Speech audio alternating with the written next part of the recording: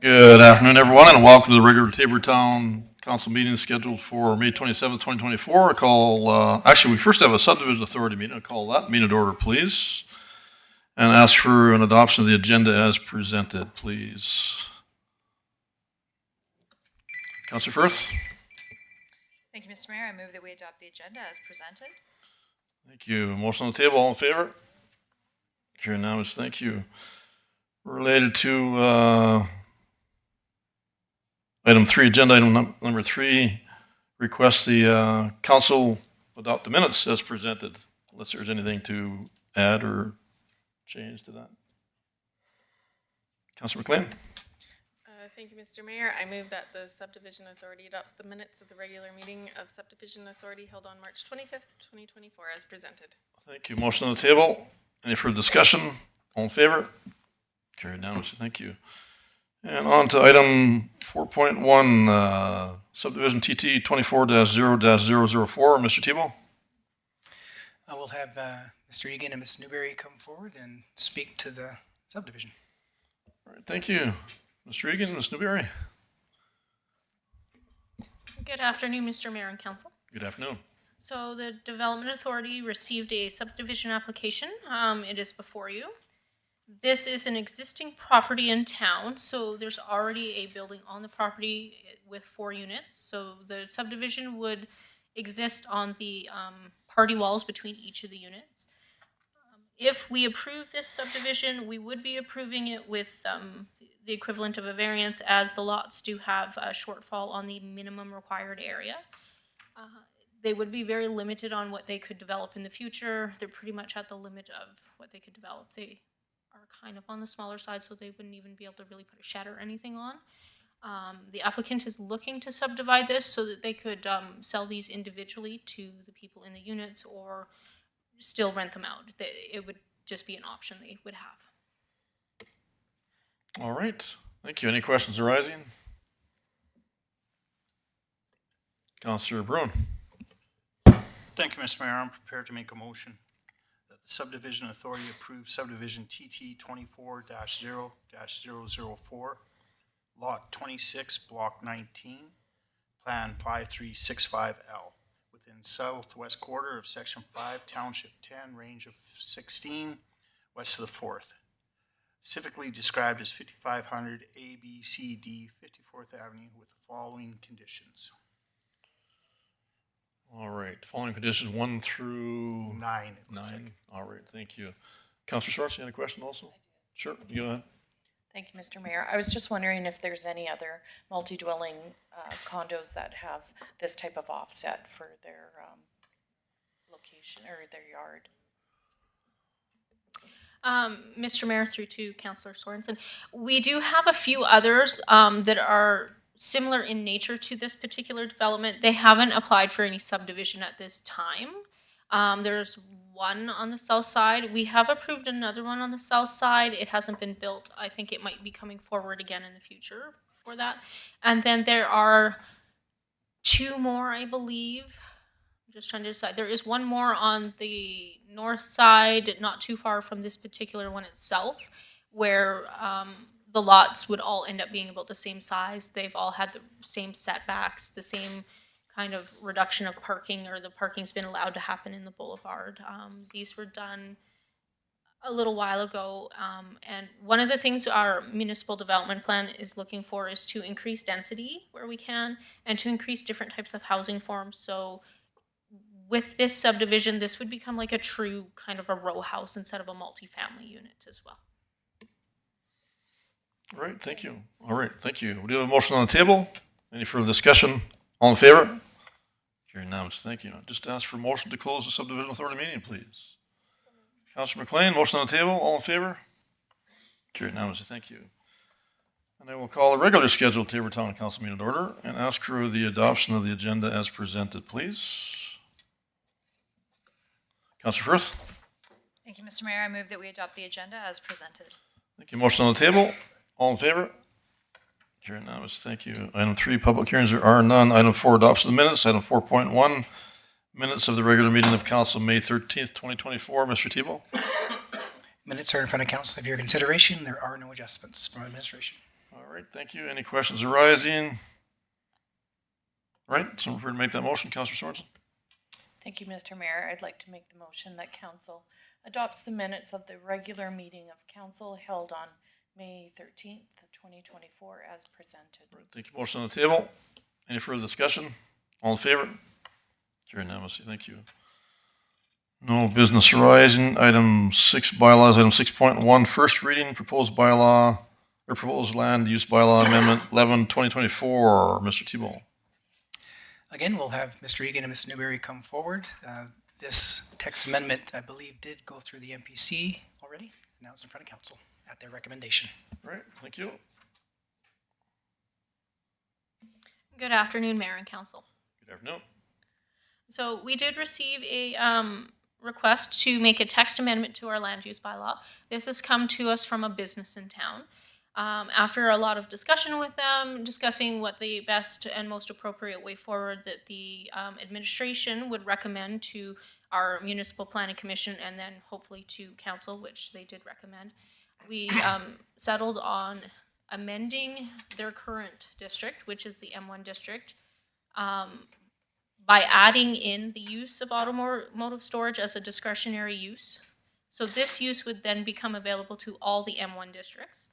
As a discretionary use, it would go to the Municipal Planning Commission for a decision, and notices would be sent out to the neighbors anytime it was applied for and approved, and then they would have the ability to appeal and different things like that. So they're still have the ability to have that agency in the decision-making process for this. And then it's looked at kind of on a case-by-case basis. So does it work in the particular location? If we were to try and put it in as a permitted use, when something's a permitted use, if it meets the requirements of the land use bylaw, we have to give it to them. So in this case, as it's not necessarily use, it would work in every single M1 district. We recommended that it become a discretionary use. All right, thank you. Any questions arising? All right, seeing none, someone prepared to make the required motion, recommended motion, Counselor Renford.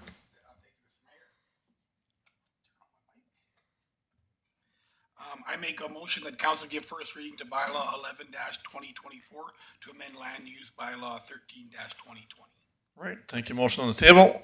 Any further discussion? All in favor? Carried unanimously. Thank you. On to item 6.2, bylaw 10-2024, Recreation Board bylaw. Mr. Tebow.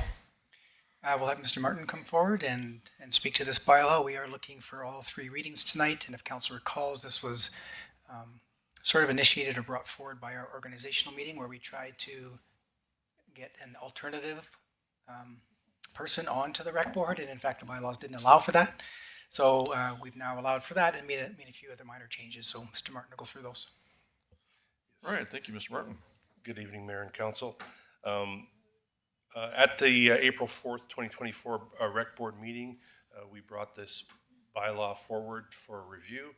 And some of the items that were reviewed, as Mr. Tebow mentioned, just some wording changes, allowing us more flexibility, especially with the MD side of it, where they can have more participation from their groups. The option to bring in an alternate from both sides, both the MD and the town. And then the chairperson having the adaptability to cancel meetings or move them forward and not being locked to the 9 meetings permanently. So with the 9 meetings going forward, it will be still happening, but the flexibility is built in now. All right, thank you. Any questions arising whatsoever? All right, Councilor McLean. I'm just prepared to make a motion, Mr. Very Mayor, well. that council gives first reading to Recreation Board bylaw 10-2024 at this meeting. Thank you. Motion on the table. Councilor Sorensen, you had a question also, or just, okay. Motion on the table. Any further discussion? All in favor? Carried unanimous. Thank you. Councilor Sorensen? Thank you, Mr. Mayor. I'd be prepared to make the second motion. All right. That council gives second reading to Recreation Board bylaw 10-2024 at this meeting. Thank you. Motion on the table. Any further discussion? All in favor? Carried unanimously. Thank you. Counselor Renfro. Thank you, Mr. Mayor. I'd like to make the third motion, please.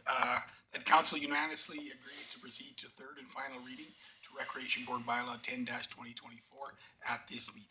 Thank you. Motion on the table. Any further discussion? All in favor? Carried unanimously. Counselor Firth. Thank you, Mr. Mayor. I'm prepared to make the fourth required motion. I move the council gives third and final reading to Recreation Board Bylaw 10-2024 at this meeting. Thank you. Motion on the table. Any further discussion? All in favor? Carried unanimously. Thank you. On to action items. Item 7.1, first quarter unaudited financial statements. Mr. Thibault. I believe we'll have Mr. Orwell come up and speak to this one for us. Great. Thank you. Mr. Roa. Thank you, Mr. Mayor and members of council. Before you is the unaudited financial statements for the 3 months ended March 31st of 2024. And this is something that has gone through the audit committee. And I believe they can share with you the good news from there or the bad news they had, because we go in details with the audit committee. But before I yield my time to the audit committee members, the only thing I can mention is we continue to monitor, our ARO, the asset retirement obligations, because that is what is giving us the net financial debt if you look at our balance sheet. Apart from that, I'll just maybe hand it over to the audit committee. Thank you. All right. Thank you. And we had Counselor Firth join us on this last meeting as well. So anybody want to add anything to that? I think it spells it out very well, Mr. Roa, as always, but welcome to add anything if you so choose. Counselor Beckering. Yeah, thank you, Mr. Mayor. I have a bit of a cold, so I won't ask a whole bunch of questions of Ms. Aura. The first quarterly financial statements, generally speaking, do not tell much of a story, do they? That is correct. And the reason being, if you look at the balance sheet, majority of the liabilities, you see that is coming from the previous year. So the second quarter normally tells us a lot about the progress of the town. But of course, as a matter of formality, based on the MGA requirements, we still have to show the first quarter financial statements. All right. Thank you. Thank you. All right. Anything else? No, I think overall it was very well presented and understood by the audit committee. And we always appreciate that, putting in the layman's terms for us, Mr. Roa, and Donna. She's around as well. So I think that's got her covered pretty much, unless there's other questions there.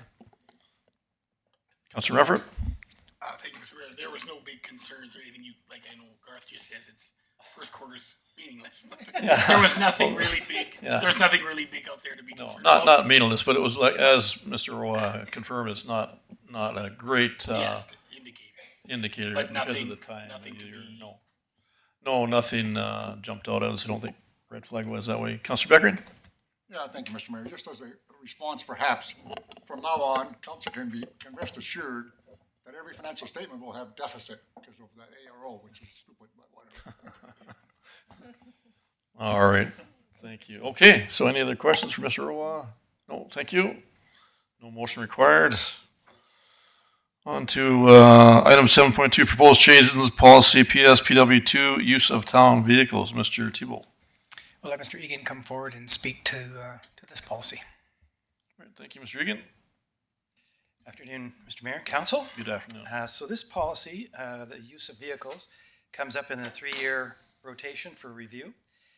We've taken the opportunity to reformat the policy to our current format, which separates a good deal of the how-to and must-do parts of a policy into the procedures, and leaves the policy with the policy-level direction to town administration. So you'll see that the original version is a little bit more detailed than the current version, as those items that we made the changes on will now come to the CAO in the form of the procedure that will accompany the policy and give specific direction to administration and in the use of all vehicles, which include everything from lawnmowers to front-end loaders and trucks and light-duty vehicles.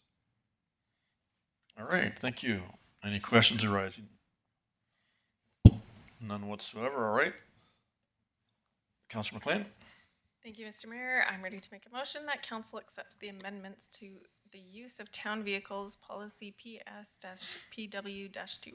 All right, thank you. Motion on the table. Any further discussion? All in favor? Carried unanimously. Thank you.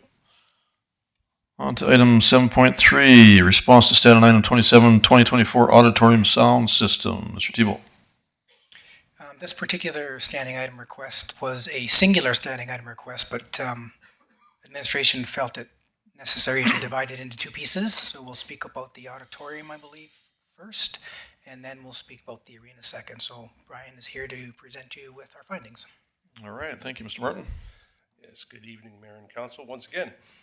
So this RFD, as was mentioned, is a response to standing item 27 2024, where administration had been directed to research options to replace or enhance the sound system in both the auditorium and the arenas.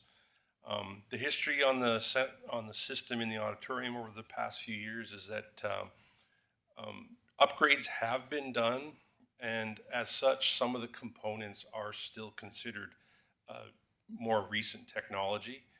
But one of the largest challenges that was faced was the number of hard surfaces in the room. Echoing is difficult to combat in that area.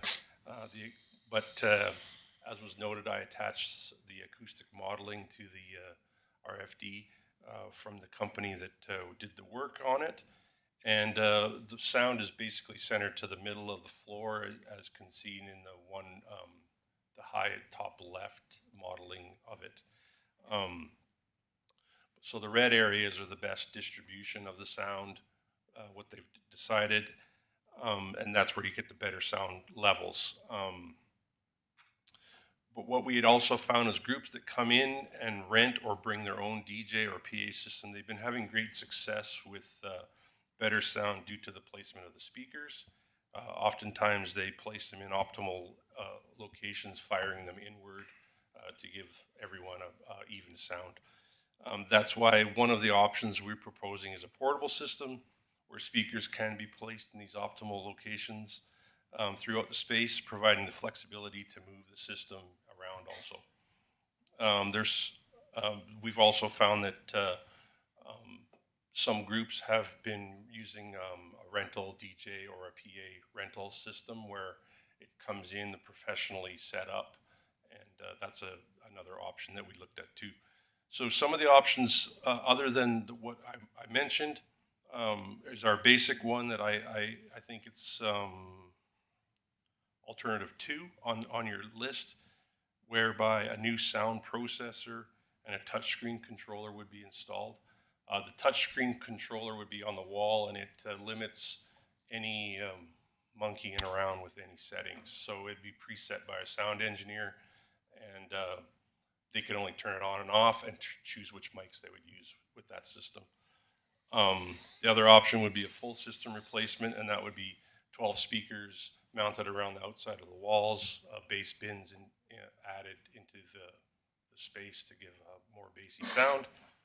And that's shown in option 3, where it's a higher dollar value. All right, thank you. Any questions arise for Mr. Martin?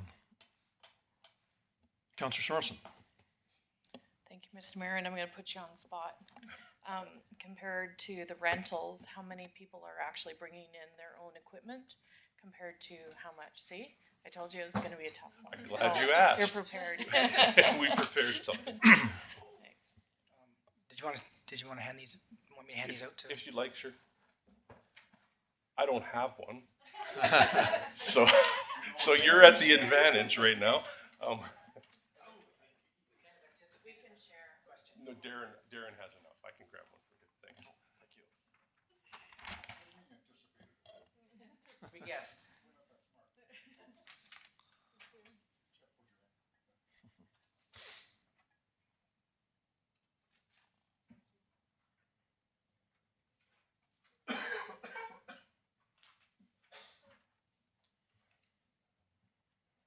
So sorry, Councillor Sorensen, what was your question? So just in relation to the rentals of this room, of the facility, how many people were actually bringing in their own sound system? Yes, so- As to, sorry, Oh, no. as to using our sound system in the. Yeah, so the left column was what we put together, showing the people that come in and rent a system. So it's a lower percentage, but we've also itemized the groups that come in and what they use it for on the right side. So it's based on the last 3 years. So we're showing about 6 to 8 events a year that they're bringing in their own system, and the rest of the time they're using ours. But not all of them are like high sound requirements, functions. They're volleyball games and things like that. Counselor Sorensen. Thank you, Mr. Mayor. And just to add on to that, so then do you figure if we were to improve our sound system with these music festivals or cabarets, would they use our system or would they continue to rent? Most of them would bring their own systems anyway because they're set for their instruments or whatever they're used to using, so they would bring their own most of the time. Mr. Thibault. I just thought I'd add on to that. So most of the live music, they do bring their own systems, and that likely wouldn't change. But I think that this does show that the concerns we've been getting from the people that do use the system, using our system 95% of the time, they're legitimate concerns, and they're not, the sound quality is not great. And I think, Mayor can attest to that. I can certainly attest to that, what I've heard. And when people do bring in their own sound systems with the distribution of the speakers that Brian was talking about, that makes a big difference in what you can actually hear. So this doesn't really show that everyone's bringing in their own system, but what it does show is when we use our system, we get complaints come our direction about it. So. All right, thank you. Counselor Bruin. Thank you, Mr. Mayor. So do you think the alternative item number 1 there, that portable sound system, would solve our interim needs, like until for now? Because I'm more concerned, honestly, about the arena sound. I just soon put more money towards the arena than to more to the auditorium. So would number 1 get us through it? It would allow us to position speakers in more optimal locations, because right now the speakers are just that cluster right above the stage, so it's kind of just sort of spewing it all over. If we had it lower on a portable system, sort of like what the groups are using when they come in, the speakers are on mounts, speaker mounts on the floor level, firing at the people in the audio space. So you'd be able to put speakers in each corner if we had the portable system? Yeah, we could chain them around on the floor. And are they wireless then? Like, would be stringing wires, or is it just? No, you would have to have wires and speaker mounts, so there would be some trip hazards that we'd have to work with. If you went that route, then would you end up taking the roof speakers out of the mix? Because they're very problematic as it is right now, correct? So what would that look like? If, We hadn't thought of that option yet. Sorry. okay, Councilor Sorensen. Thank you. I was just wondering if we have speakers in the back or if they're just in the front currently. Currently, it's just that cluster over the stage. So could we mount those speakers in the back and prevent those tripping hazards? Or they need to be ground level to have the optimal the sound? portable system would be the wires. The one option with the $64,000 option is the speakers actually hidden, the wires hidden in the walls, and the speakers mounted every quarter along the walls firing in. So that one would be. All right, so with those speakers you're talking about as a possibility, how many speakers would that entail for the $4,000? That's an extra 2 powered speakers. We already have 2 powered speakers that the town owns. And then that would include, that's a Bluetooth connectivity to the system, so it would be wireless for user groups to use. And then it also would include 2 handheld wireless mics and a lapel mic for speaking. Sorry, Okay. that's number 1, the $4,000. Yeah, I just wondered, so what's, how much does that compare? I know the dollar does, but to option number 2, what is the difference in Hanson-Wise compared to that 1 and 2? Option 2 is mainly just to cut down on people messing with the already preset engineering that the sound engineer had done. So we'd had an engineer come in this past year, and he had adjusted it, and he made sort of a dummy mixer panel to prevent people from doing that.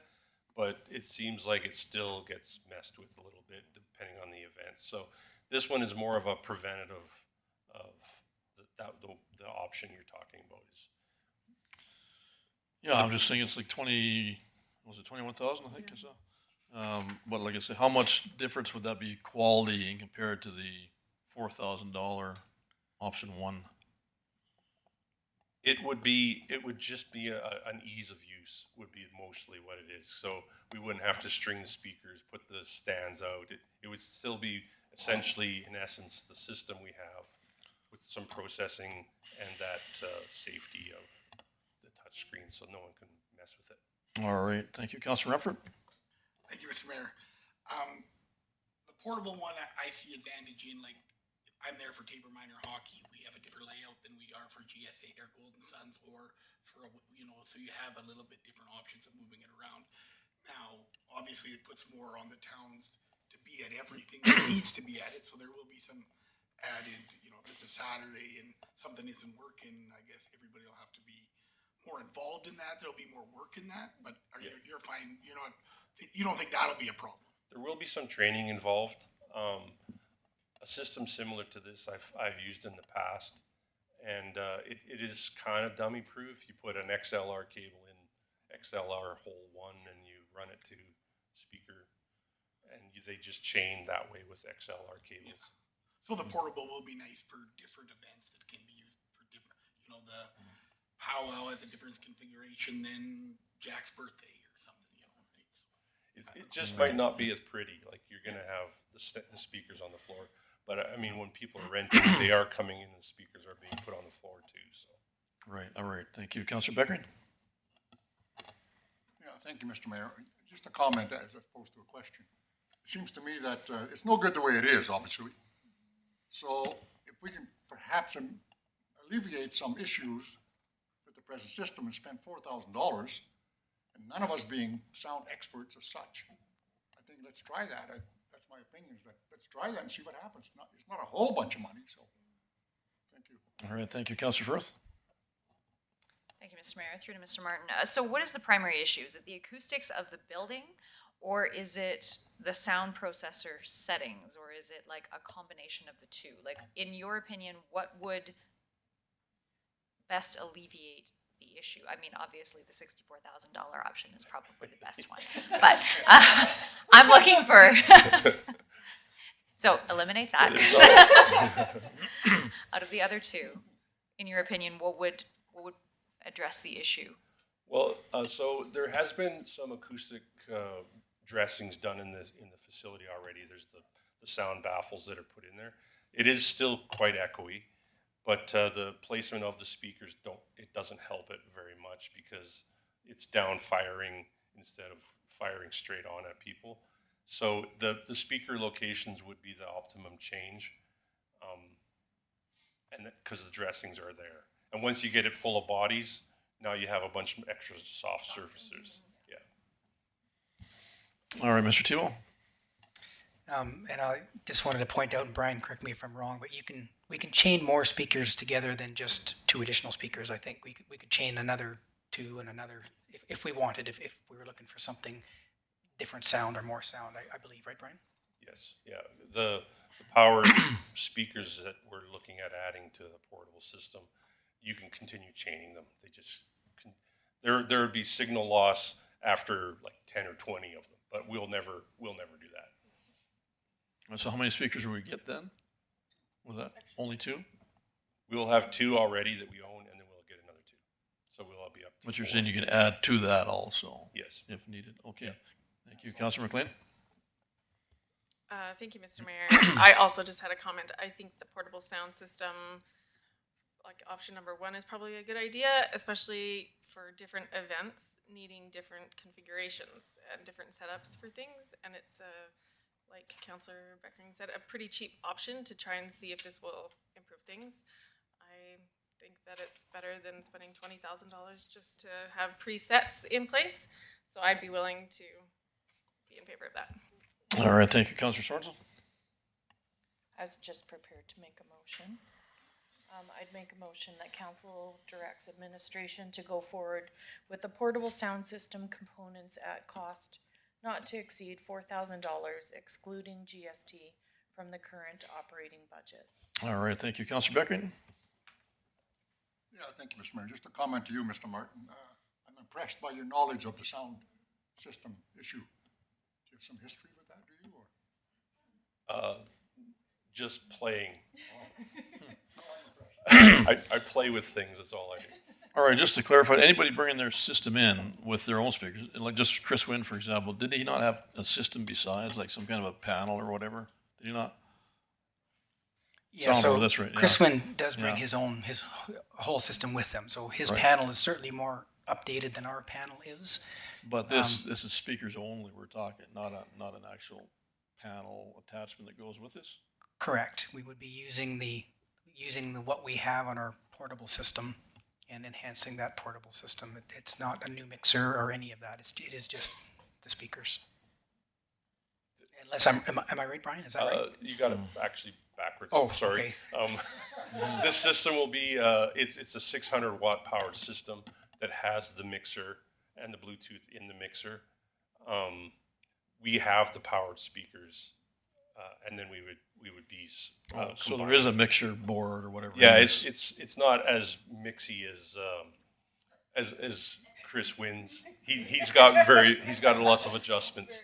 But this one is it's sort of dummy proof. It's got simpler. When you said mix, you got to take back what I said. Yeah, I wanted to ground you a bit. All right, thank you, Councillor Sorensen. Thank you, Mr. Mayor. I just had a question. So has this been tested? Or this, you're just going by what other people have had previous success with? I have some history with a system very similar to this. I bought one in my previous job in Lethbridge, and we used it in our auditorium actually there for the same purposes. The connections I have, they would be willing to let us try it to test it too, because they have the exact same system where we could try it before we buy it, kind of deal too. Yeah, just as a question related to Chris Wynn's system, what would that be worth roughly, do you think, compared to what we're talking about now? I couldn't hesitate to guess. I would safely suggest it's probably double. Okay, all right. Okay, we do have a motion on the table. Any further discussion? All in favor? All right, carried unanimously. Thank you. On to item 7.4, related to the arena sound system. Mr. Thibault. So this one came with a few more complexities. So this may take a little longer to get through than the last one. The last one was a little easier. So again, I'll let Brian explain what's going on with this one. Yes, thank you, Mayor and Council. Yeah, this is a little more difficult. So I did, while I was working on the needs assessment for the arena and the auditorium, the same AV companies were consulted. We have the same acoustic modeling for it. Some of the things that were brought up initially were the arena. It's a bowl plus it's all hard surfaces, so that creates a whole new layer to get any decent sound out of there. The professionals we brought in, they had noticed that many of the components that we have, once again, just like the auditorium system, they are the newer technology. Some components, if they did a full upgrade, they could reuse because they were high quality when they were first purchased. Some of the acoustic modeling that was done revealed some adjustments could be made to improve, especially the corner of this stands. The speakers could be adjusted a little better, moved a little differently. And Full replacement was another option that was brought out, but it's quite expensive. So we could, to bring the sound engineer in to do the full, to give us an actual written, documented inspection of our system, we would be looking at $2,880 roughly to have them analyze everything right down to our racks and our wiring. And then they had brought up that we would be looking at, they recommended that sound baffles and acoustic texturing on some of the walls and ceiling would be something. And it was estimated at $250,000 plus to do that arena. Then there was the option 3 where we're looking at upgrading some out-of-date components that would, that we could keep some and modify some, and that would be the option 3. Then we have our full system upgrade, and the full system upgrade, we're looking at the 3 levels. It was based on just a standard stock run-of-the-mill sort of a JBL system, all the way up to a hand-built Spanish something that's built in, obviously in Spain. So very expensive for level 3 for a full replacement of the speakers and those things. That's kind of a quick overview of my project statement.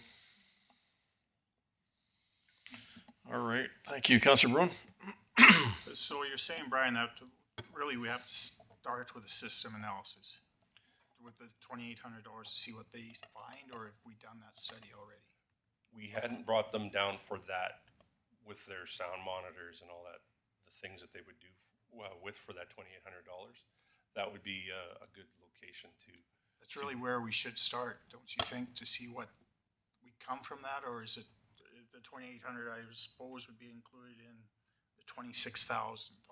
It would be, yeah. That amount is included in all of the options because they still have to do their analysis. So we'd be wasting the $2,800 doing it if we, in the end we decide we go with option 2 or 3 or 4. It's included in those. Yeah. So why do 1 if the other options included? If we're willing to spend $27,000 on it. The thing is, would we guarantee it once it comes in? It's going to sound good. It's terrible now. Like you're standing on the outside, you can't understand a word they're saying. Who scores? You don't know. Yeah. So the acoustic modeling that we had was done by a company that they just do sound systems for arenas, and they admit that it is just difficult. It's a difficult setup. So they were the ones that I'm suggesting would be the sound engineer on the project because they have the most experience in arenas. All right, thank you. Councillor Sorensen? Just a comment to Councillor, that probably if we did the 2,800, then it would just be reduced with the other costs. Because they've already included it, then they would just eliminate it. Yeah, if it'd be we've waived. already- It would be They would waived just on the other It'd be projects. waived, but we know it needs it. Yeah, so, but if we paid for it, then we wouldn't have to pay for it again. That's accurate. We wouldn't pay for it again. Yeah, I don't know. Makes sense to me, I wouldn't Yeah. pay for it twice. All right, thank you. Councillor Renford? Thank you, Mr. Mayor. Being involved in hockey, like the youth hockey, it's not as much announced goals and stuff like that, but, you know, our hope is that Junior B is coming. You know, they're gonna have a big issue with sound. You know, maybe they do have to go and outsource it to figure it out, you know, like bring somebody in for their games to make it, you know, because they're gonna wanna try to make money, right? So they're, you know, so that, like, I feel for them. But like at the powwow, there's lots of talking, and it was tough. I was down right beside the person talking. You could hear it, but I think everywhere else it was very tough. So grads was tough. I think the big number is that $250,000 to baffle it is the big one. I know the $26,000 to get somebody to come in. If you still got all them hard surfaces, are you just having a better system that echoes? You know, that's my only worry about that. All right, thank you. Councillor Beckering? Yeah, thank you, Mr. Mayor. It seems to me that whether we go one, option one, alternative one, I mean, or two, or a combination of both, would inevitably lead to the recommendation to spend $250,000. There's no doubt in my mind about that. So that's what we have to discuss, I believe, Mr. Mayor. Thank you. All right, thank you. You know, that's just like Councillor Renfrew referred to the powwow. That's a major event there. A lot of people in the building, and vast majority not being able to hear properly. That's sad, really. That's terrible with that. And the sports, hockey, lacrosse, everything else going on there. That's expected, right? So I mean, I don't know. Like anything else, you don't want to spend any more than you have to, but. Are we just band-aiding? I think that's what worries me about the auditorium too. Is that just a band-aid fix and we're going to be back here 2 months from now with similar problems? Or, you know, I don't know. I guess we got to try it. That's what we decided. But that, like the arena too, like there's a lot going on there as well. And we make so much use of these facilities. Like it's a real Achilles heel, right? So it's, I don't know. I guess we're looking for the best advice possible and to enhance the system because we get so many complaints about these at so many different times. Councillor Renfrew? Thank you, Mr. Mayor. One thing I do want to say is that I go to a lot of different rinks, like for hockey and other sports. I do love Tabor, and lots of people like coming to Tabor where it's got good stands, it's deep. The powwow, it was nice and cool for events in the summer. You know, I know we want to do expansion, maybe build another rink, but that facility, you know, is nice. So, you know, it's we have the best 50-50 in Southern Alberta because people like to come to it. So the sound is, we're fighting it. Like, you know, minor hockey isn't as big of, like they don't care if they hear little Johnny score as much, but with Junior B and hopefully bigger stuff, the sound does not compare to how nice the rink is. Yeah, that's a good point. Yeah, it's like you say, we so many big events are happening. They're not just like the first year hockey players, right?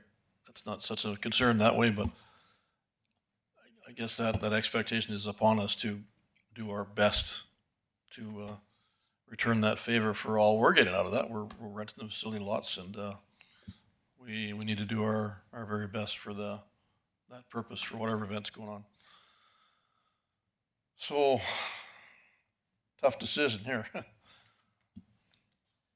I don't know. Is that the best suggestion there to start with for that actual $2,800 study? The full system analysis, they would give us the baffling number to an accurate sound number on the baffling, and what would need to be baffled and insulated or whatever it would be. So we would get a full report back from them.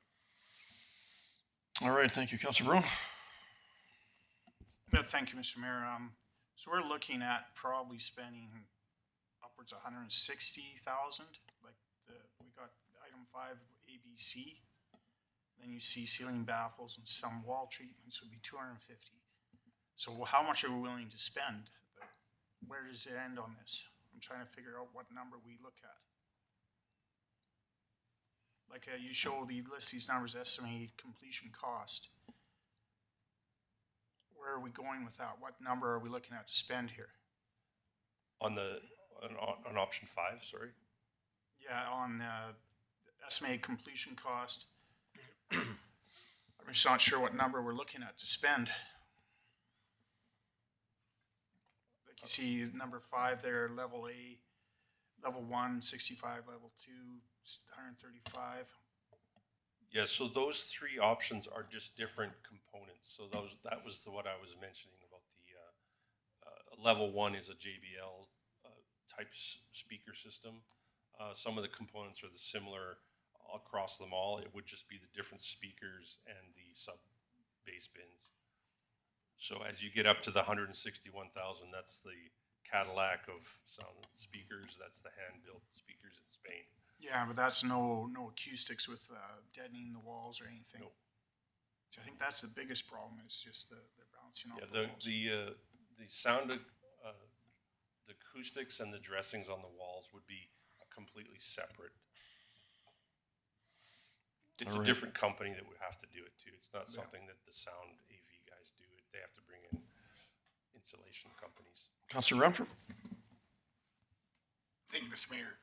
So, obviously, going back to what Councillor Beckering said about the 250 is the big deal. But I guess we probably still need to do the 2880 to find out. Now, if we don't do anything, I mean, I guess we're out the 2880. But if we do the 2880, it's roughly the decision coming back to us that's going to be in that $350,000 range. So I guess we don't, I'd rather make a motion maybe to make the 2,880 right now, but a number will be coming back, and I guess we'll have to make that decision then, rather than make a motion and pick a number out of my head, right? I would be more comfortable spending the 2,880 on the hopes that they take that off the bill.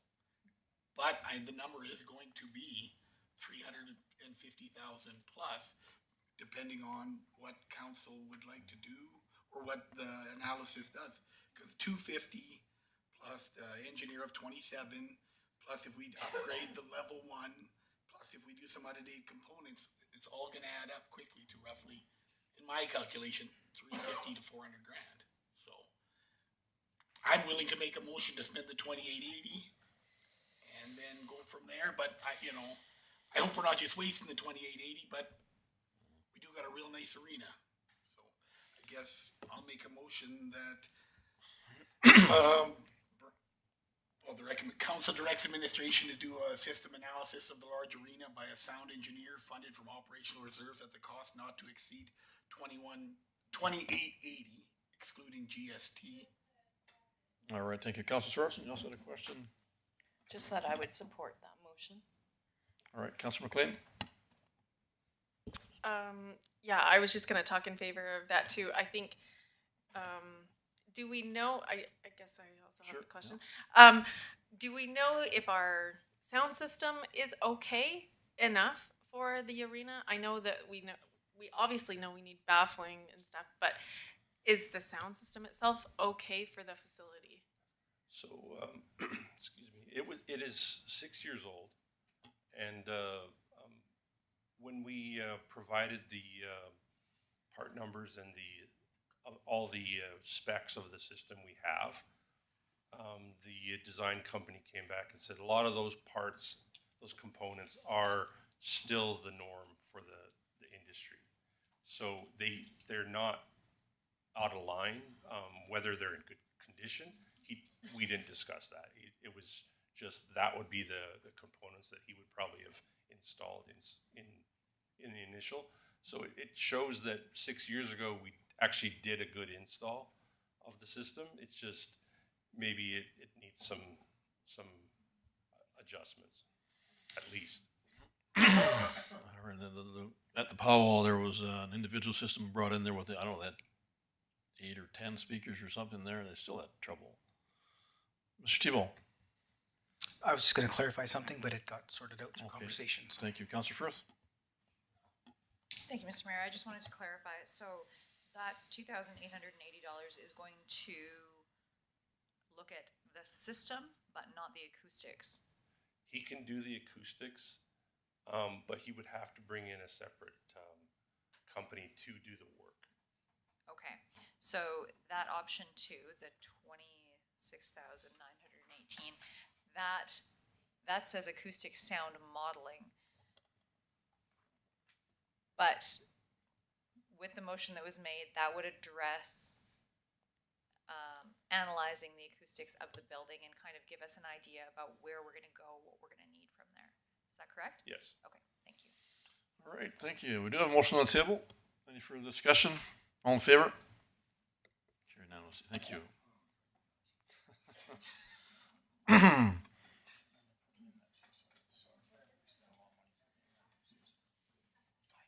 All right, on to item 7.5, WTP turbidity meter replacement. Mr. Thibault. We'll get Mr. Egan to come forward and speak to this particular request. Thank you, Mr. Egan. Afternoon. This one is easy. It only involves lasers and turbidity, so. So in our water treatment plant that we use to make potable water for distribution, we've got 6 filters, and these filters are part of the process. Each filter has a turbidity meter that they use to both fine-tune the filter activity and do the testing that's required by Alberta Environment to certify that the water is moving through the process correctly. 4 of the 6 filters, the turbidity meters have been replaced, and this project statement and ask looks for the budget to replace the remaining 2.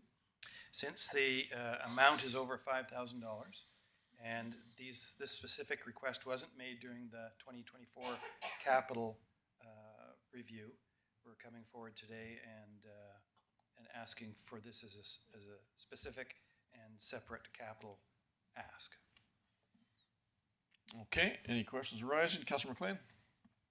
Thank you, Mr. Mayor. Just for clarification, going forward, these things will be included in capital project projections, like down the line, so that they could be included on the capital project ask? Yes, ideally, going forward, everything over $5,000 that we're aware of and can predict as far as replaceability will be on the annual capital request. There are times, in this particular case, there's no more parts for the 2 turbidity meters that weren't replaced, and so that created a little bit of a concern that we wanted to bring it forward rather than wait 5 or 6 months and put it in the 2025 capital, because we would like all 6 filters operating at 100%, just in case it snows in the mountains. We have lots of water and we need to produce at maximum plant capacity. Follow up, Mr. Mayor? Sure, yeah. So is this predictable to replace these at a certain point, like you had said? Like things that can be predicted on the capital request? If the system information in the asset management system is there, then it becomes way more predictable.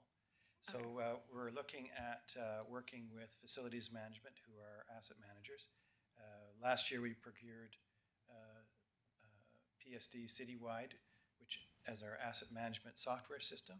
And we're just using that, or trying to use that to start with for our facilities. We'll use it, also add our linear asset information in. And then we're looking at, in the water treatment plant, the wastewater treatment plant, and perhaps the pool, where we have complicated processes inside the building that are pretty expensive, pretty complicated, and it's not just 1 or 2 components, of creating separate asset management systems for those, which would help us be more predictive in our preventative maintenance and capital renewal requests, and therefore we could lump them together in an annual capital request rather than treat them one-off. We do have occasions where our predictions, even under those circumstances, are not as accurate as we'd like, and things fail. And so we'll be coming forward occasionally. But this would, asset management systems reduce that frequency and make things more predictive and more financially predictive as well. All right, thank you, Councillor Beckering. Yeah, thank you, Mr. Mayor. To Mr. Egan. Yeah, this stuff I understand. Excellent. My question's been asked and answered, actually, because I detect must have some urgency to the matter in order to bring it up before the 25 capital deliberation. So even though Councilor McLean makes a good point, it's some of the stuff is not predictable, right? Yeah. So at the same time, though, there must be some urgency to the matter, because I say you can't get parts anymore, so then you better get some. Thank you. Yes, so normally we would do a risk analysis when issues crop up in the plant. We'll be bringing another similar one forward, a few more extra zeros. We had a failure at the wastewater treatment plant that wasn't predictable, but we do have those kind of issues show up. But normally we would do a risk analysis of what it means, and can we live without completing the repairs to the component. Occasionally it's just a minor issue with capacity, or using a different process that may be a little bit more expensive to accomplish the same feat. And then we would wait and just bring it forward in the normal capital.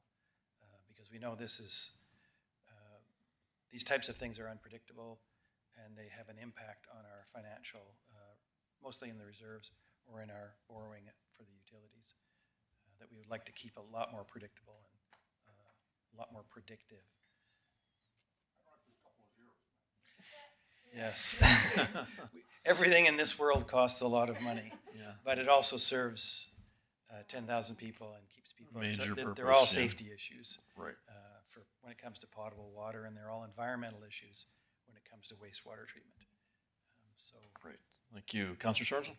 Thank you, Mr. Mayor. I'd just be prepared to make the following motion. That council approves the project budget not to exceed 15,000 to replace turbidity, is that the word? Meters at the water treatment plant, and directs administration to add the project to the 2024 capital project list and fund the project from capital reserves. All right, thank you. Motion on the table. Any further discussion? All in favor? Carried unanimously. Thank you. On to item 7.6, information for council. Mr. Thibault. Okay, we've got 4 information items on here this evening. The first one was the Seniors Week.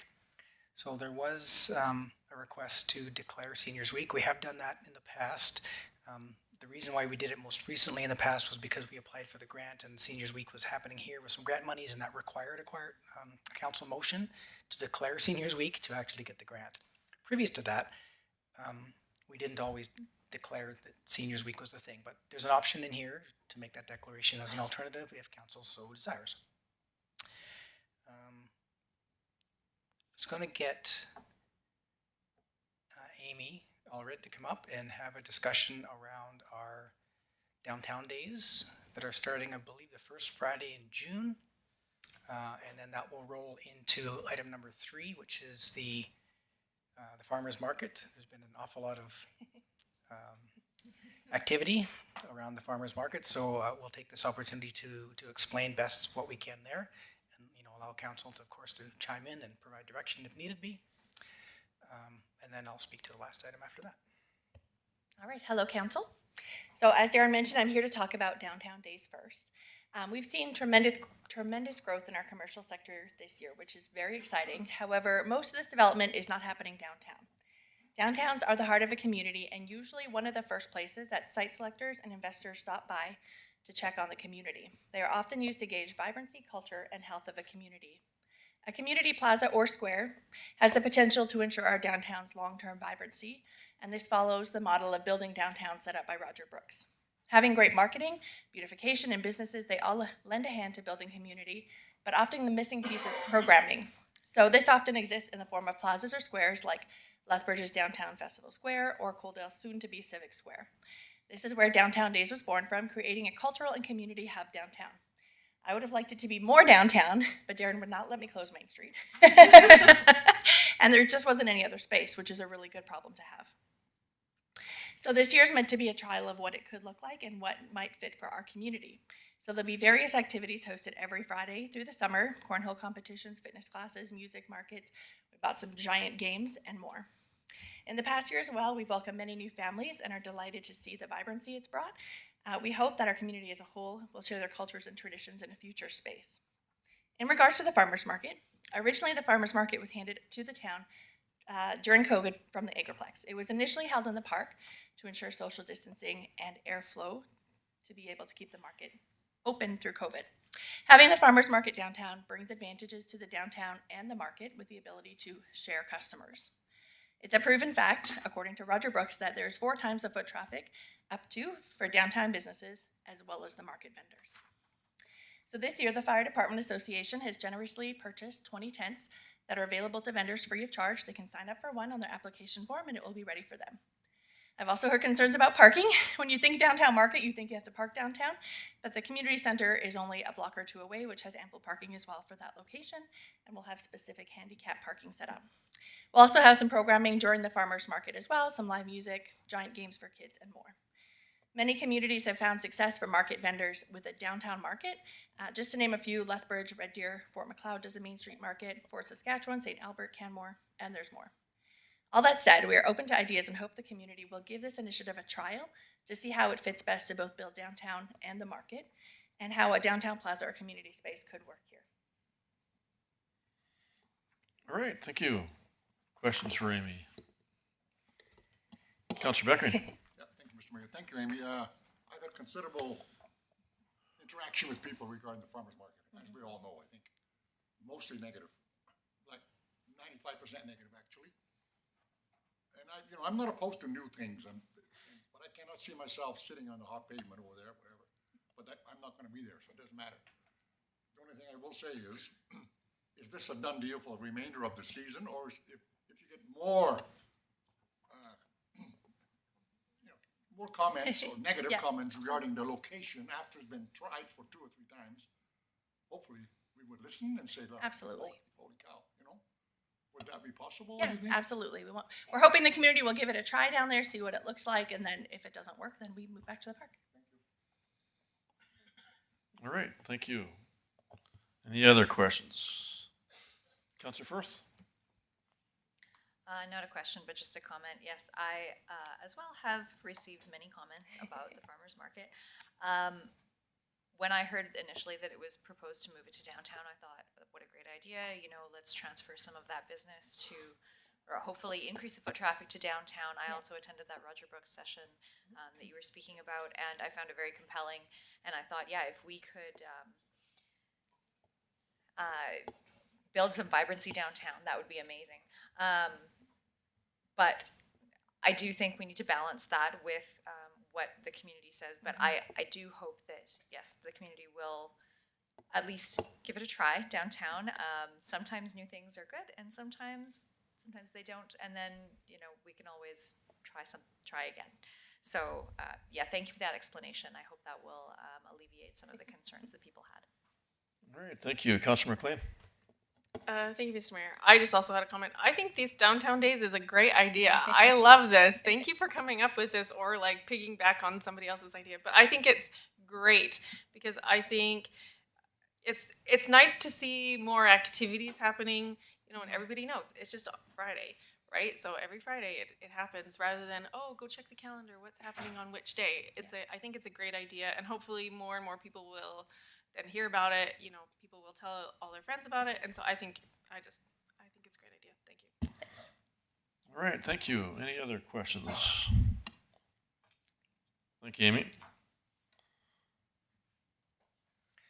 Okay, Anything else to add? I'll speak to item number 4, which was the grant summary. Wow, that's hard to see.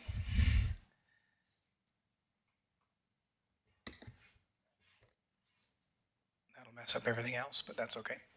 So council had asked for a grant summary report that showed what kind of grants we were asking for, what kind of success we've been having, who it was for, and all that kind of stuff. So we have an external grant provider, as council is aware. And between themselves and Mr. Orwell on finance, they put together this description, and this was shown to the audit committee, which was then, I think we enhanced it a little bit as far as reasons for unsuccessful grants, since the audit committee had seen it. And our grant provider keeps track of all this information, so this was fairly simple for us to put forward to council. So we've just provided some updates around, and if council wanted different stats, just let administration know what it is that you think you'd like to see if it's not here. But we've got, successful applications for Tabor, successful applications for others. So these are the community groups that we help outside of the municipality. Total successful amounts, and then we've got the unsuccessfuls, which are all listed in what's up above. So this sort of gives council, I guess, a bit of a gauge of are we getting the bang for the buck that we are outsourcing for grant applications. So with that, I'll turn it over to council. And All right, thank you. Councillor McLean? Thank you, Mr. Mayor. I think this is lovely, and I'm grateful that we can actually see what is actually happening with our grants. I just had one question. What does DMO stand for? Like in one, it says we were unsuccessful for the Rural Development and Promotion Grant. It said Travel Alberta specifically indicated that they only wanted to fund DMOs. So I'm just curious what DMO stands for. Of course you are.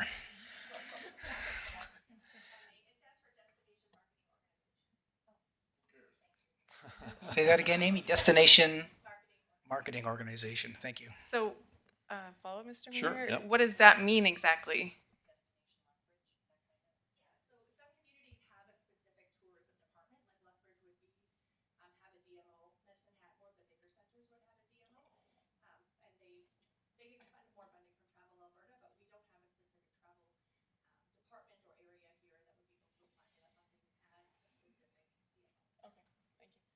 All right, thank you, Councillor Renford. That answer your question? Okay, all right, Councillor Sorensen. Thank you, Mr. Mayor, and, this is exactly, I think what we were, or what my ask was. The only thing is I don't see, our grant for this building or the civic center, you know, for the proposed renovation and upgrade. And I was just wondering if we have, reapplied for that, if it was over, what is that word? Oversubscribed. So the Civic Center didn't actually come through these guys. I think it was mostly Blake Karanik internally that did that Civic Center, which we were unsuccessful on. So that might be why this isn't in the listing, because I'm not sure if the grant folks looked after that one. And what was the other? If we're reapplying, if it's oversubscribed. Oh, yes, we would always reapply to anything that's oversubscribed. And I don't know what decides.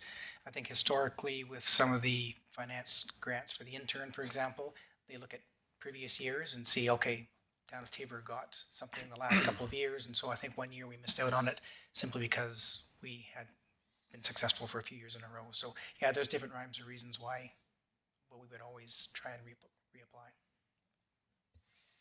All right, thank you. Any other questions? Councillor Bruin.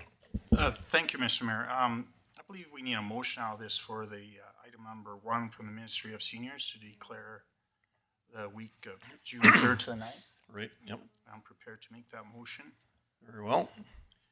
The council, in honor of the past, present, and future contributions of the seniors of this community and throughout Alberta, hereby declares June 3rd to the 9th, 2024 to be Seniors Week in the town of Tabor.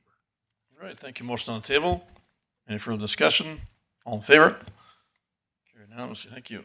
No flag raising.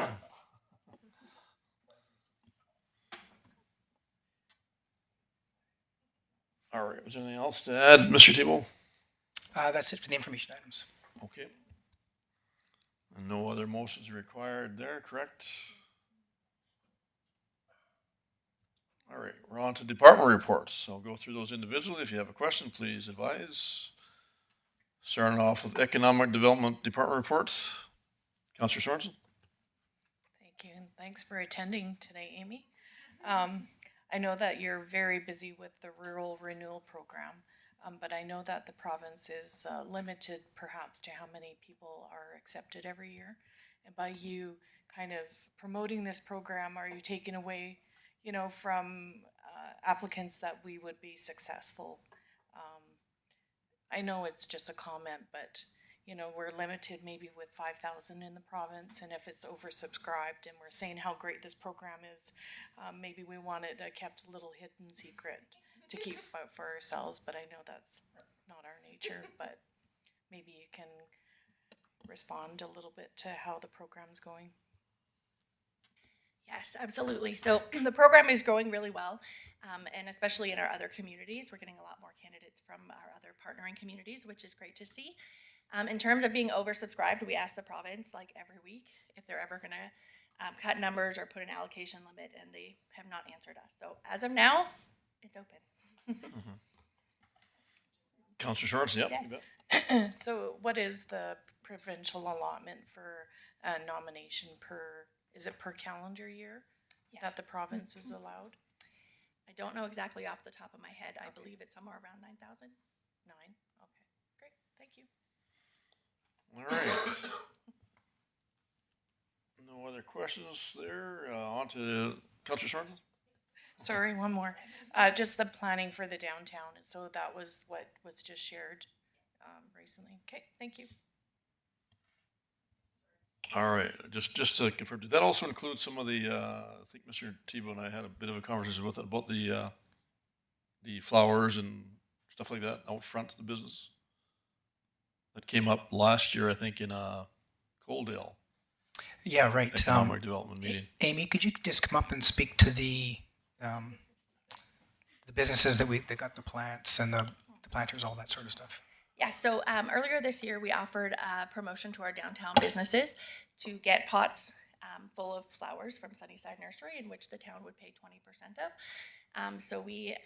I don't know exactly how many businesses we have. It's been a little delayed because some of the planters are not here quite yet, but they should be out in the next few weeks.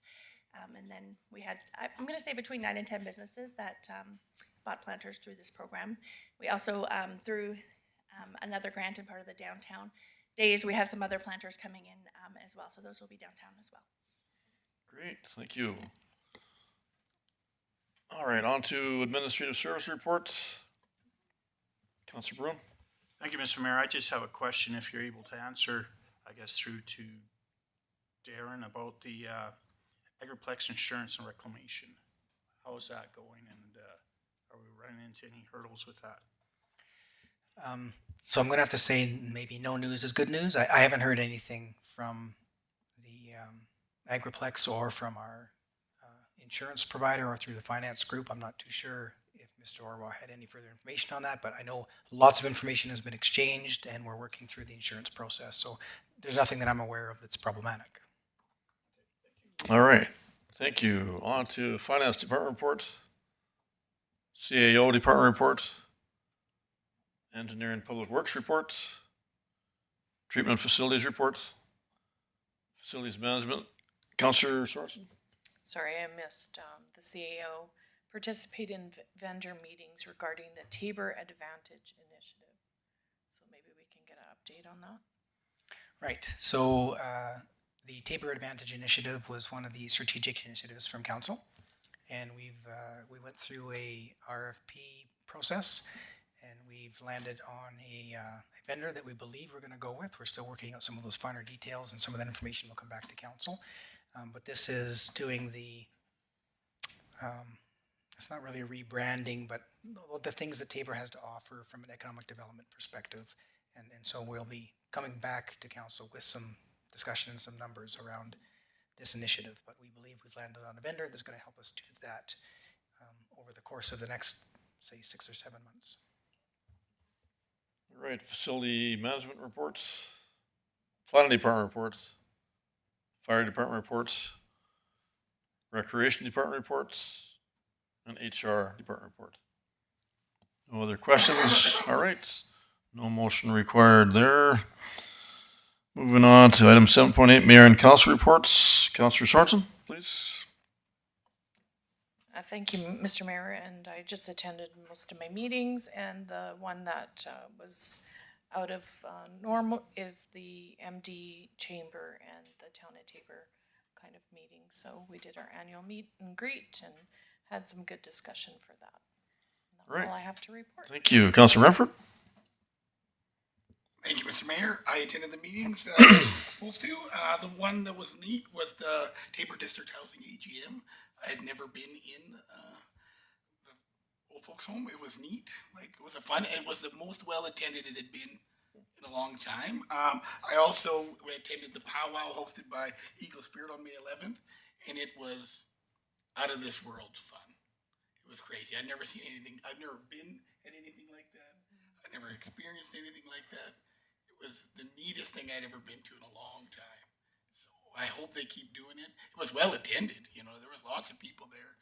It was out of this world. So thank you. All right. Thank you. Councilor Bruin. Thank you, Mr. Mayor. I attended all the meetings I was required to this month. Everything seems to be going really well with the committees I'm sitting on. I have some exciting news to announce.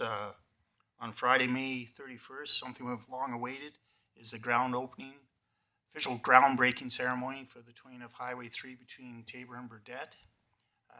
It's going to be such a benefit for our community to have that highway twin, and very excited that it's finally happening. As many of you are already aware, if you drive east, you'll see all the construction work that's going on right now. And having the groundbreaking ceremony is just going to be fantastic. So there's limited parking there, so I'm not sure how many will be able to attend, but it starts 2:15 to 3:45 is basically the time it's going to be happening. We'll have some ministers there and some municipal leaders speaking, so it's very exciting to see this happening finally. All right, thank you. Mr. Tebow? Just wanted to add to that there has been a bus that's been acquired, and so the bus will be out here in the Civic Center. Everyone can park and hop on the bus to go out, as was the recommendation from the Highway Twinning Association folks. And so I think it's going to hold somewhere between 45 and 55 people. So we'll meet out here, but there'll be more. I think I've sent an email out already. The bus is to leave at 2:15 on May 31st, which is Friday. Yep, and it's going to be about an hour and 45 minutes. So there is details in the email that I sent out, probably only about an hour before the meeting, but all the details are in there. RSVP information is in there. So yeah, please feel free to respond. All right, Councilor Bruin? I guess I should probably add to that, it's just happening about 3 miles east of Tabor at Gal Quality Island, Onions, where they have their camp set up there. All right, thank you. On to Councilor First, please.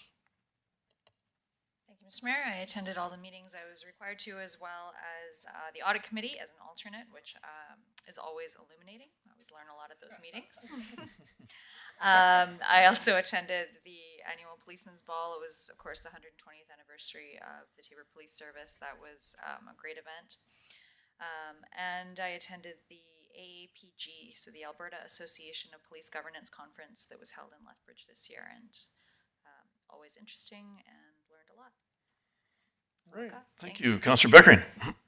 Thank you, Mr. Mayor. Nothing crazy to report. Attended my meetings, also attended the MD, Town of Tabor, and the chamber meeting. It's a meeting we basically didn't accomplish much, in my opinion. I'm looking forward to the groundbreaking ceremony this Friday. It's a big deal. Thank you. All right, thank you. Councilor McLean? Thank you, Mr. Mayor. Being last, I kind of feel like, oh, all the hype's gone. Yeah, I also attended all of my meetings, as well as the Town of Tabor MD and Chamber dinner that we had, which was lovely to be with everybody, and also looking forward to the groundbreaking on Friday. It'll be awesome to see. Thanks. All right, thank you. For myself, I attended a variety of meetings, document and check signing requirements. Attended the Dairy Queen Annual Blizzard Day Tabor District Health Foundation fundraiser. Also attended the Tabor Police Service 120th Police Ball celebration. Very well attended event, very well put on. Attended the FCSS Smile Cookie fundraiser at Tim Hortons this year as well. Also provided a tour for the St. Mary's Grade 6, Mr. McKachik, and council tour, as well as their governance presentation. Attended the Mayors and Reeves meeting in Lethbridge. Also attended the annual Tabor Chamber and MD tri-party meeting. I was invited and/or attended the McDonald's McHappy Day fundraiser, proceeds to the Ronald McDonald House and Tabor District Health Foundation. Also did attend the very neat Tabor Eagle Spirit powwow as well. And very neat is a very, very good way to put that. Councilor Renfrey, it was very impressive and very well attended, very well put on. 165 dancers involved with that, and all their formal regalia and their dancing capabilities. Very impressive event all the way around, and very well attended, as has been said. I also took part in the audit committee meeting. Attended the Tabor Special Needs Disability Service Volunteers Barbecue as well, the annual event, and also the South Regional Stormwater Committee meeting, as well as just this past weekend attended the W.R. Myers Cap and Gown grad ceremony, which was also very well done and very, very well attended. And that would be my report. Any questions for anyone at all? Seeing none, no motion required. Moving on to standing item council request, item 7.9, Mr. Tebow.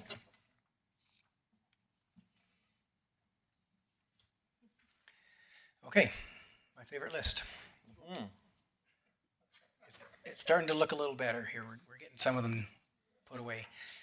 So resolution 363, that comes through as completed from Councilor McLean's sidewalk request that came forward. We've got 27-2024, which was the sound system. We looked after both of those items this evening with one follow-up, of course, to come back with the arena. 71-2024, planning is still in progress with that. We just have the one planning person, Councillor Firth, so it's been a little taxing to get to that. Still haven't hired a planning manager at this point, and ceiling is kind of it. So it's been pretty busy. If you remember the business or the building permits type activity that's going on. So kind of a record year in that regard. 1/29/2024, we are still working on the wildlife bylaw investigation into that. From what we can see at this point, Councillor Sorensen, that it looks like that the Fish and Game probably has the best handle on that type of activity going on. So we're not seeing a whole lot else out there, but we're going to take another few weeks and see what else we can find. But right now we're leaning towards what Fish and Wildlife have to offer in that area. 151/2024, the grant activity, we presented that this evening. And 152/2024, Amy was off on holidays last week, so I don't have a definite answer, but I believe we're looking at the September hosting for South Grow, just because we have a delegation coming here for the June meeting for South Grow, so it's probably not good for us to take that one on. And I'll hand it back over to council if there's anything else to either ask or add. All right, any questions related to that discussion? And any new standing item council requests? Councilor Redford. Thank you, Mr. Mayor. Yes, I guess I attended the Taber District Housing AGM at can't think of the name, CVL, Clearview Lodge, and it come up, parking is a big issue there, right? Their planned expansion will add new parking, so that will help. However, that is down the road. We're just denied the grant, so it's at least a couple of years away probably. So I was wondering if administration can look into on 48th Street where the skate park is. To the west of it, we have some angled parking. I would just wonder if we could extend that angled parking towards the north to 50th, to the four-way stop, or however close you could get to said four-way stop, adding some more spots. You know, Clearview Lodge is at max capacity, which it probably has lots. Harmony Home is, and there's lots of their apartment building across the street too. So I think there is a need for parking there. So I guess my motion would be to extend the existing parking on 48th Street north. Investigate the angle parking. That makes sense. All right, thank you. I guess just before we go further, was that not already earmarked for that purpose some time back? I wasn't around at this point in time, but my understanding is this request has come our way once before, and I don't know what may have hindered it or blocked it or stopped it. I heard something about maybe some trees, large trees that had to be removed or something like that, but maybe some previous councillors could speak to that a little better than myself. But yes, it has come our way before. Okay. Just okay. I'm just not sure.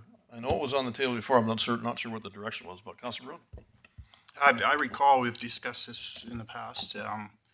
We were going to look at the cost of it at the time, and I think at the time we didn't think it was feasible, but things have changed since then, and I think it's something we should definitely have a look at the cost of adding additional parallel parking there. Looking at the aerial photos of it, I don't think the trees are in the way. I don't know if we've moved some existing trees since we looked at it last time, but it looks like it's clear sailing through there. But I can see now with the different activities going on in that area that some more parking may be required. Okay, thank you. That is then asked to investigate, so I guess that's a reasonable request. And Councilor, see any question, or is it something new yourself? Okay. All right, we do have a motion on the table. Any further discussion? All in favor? Carried unanimous. Thank you. And Councilor Sorensen? Thank you, Mr. Mayor. I believe that Councilor Beckering will be serving his 20th year of serving as a council member in our community next year in 2025. And I see that Alberta Munis is having their awards and recognition open. So I'd like to see if we could, I'd like to nominate Councilor Beckering for this award. And I believe we need to have this in a council session for council to approve.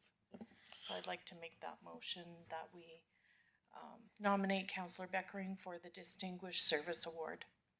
All right, thank you. Motion on the table? Yeah. Yeah, absolutely. Motion on the table. Any further discussion? All in favor? Carried unanimously. Thank you. Councillor I do McLean. oh, Oh, you had another one, sorry? Okay. Councillor McLean did have a question as well. or I another- just had a question. I saw some spray paint, well, no, I don't know, this is not the right word of it, but like some markings on 56th Avenue, the one that goes up to the Trout Pond Road, you know what I'm talking about, 56? So I'm curious as to, are we digging that new road up to do some sort of work when we just laid it down? That would not be the question. case.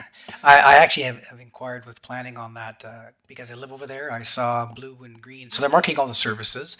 So I know that we've had a few bit of development activity happening over there. So I'm suspecting that they're marking services so that they know where they are existing and they can bring those services into some of the lots that are looking at being developed. So I'm noticing there's no digging happening in the roads, but they are identifying where the services are so that they could attach to them, I believe, in some of those other spaces. Yeah, okay, you got a follow-up to that? Follow-up to that, that actually isn't a finished surface on that road. That's just the initial, because I questioned the same thing if we're gonna rip it up again in the future. So that's really only Okay. the first base, I think, so they did plan eventually for construction happening through there. Okay, Councillor Sorensen?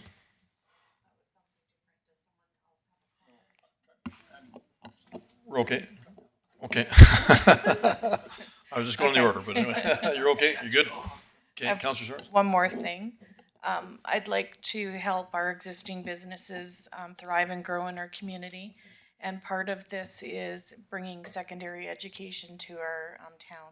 And I know there's been some discussion, but I'd like to bring it forward again in a motion for administration to investigate the possibility of what types of secondary education is available and willing to come to our town. All right, thank you. Motion on the table. Any further discussion? All in favor?